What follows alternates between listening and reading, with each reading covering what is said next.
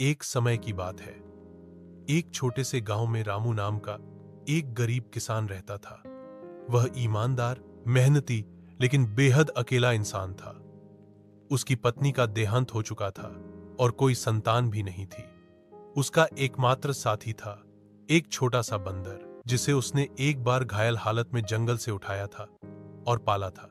रामू ने बंदर का नाम रखा था चीकू। दोनों की दोस्ती बहुत गहरी थी। चीकू हमेशा रामू के साथ खेतों में जाता, उसका सामान उठाता और अकेलेपन में उसका सहारा बनता।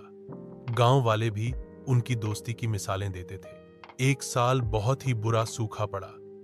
फसलें बर्बाद हो गईं। रामू के पास खाने को अनाज नहीं बचा।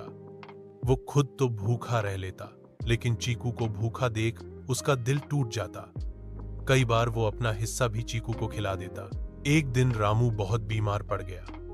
ना दवा, ना खाना और कोई सहारा नहीं था। चीकू पूरे गांव में इधर उधर दौड़ा। कभी किसी के दरवाजे पर जाता, कभी मंदिर की घंटी बजाता, लेकिन किसी ने ध्यान नहीं दिया। सब उसे पागल बंदर समझकर भगा देते।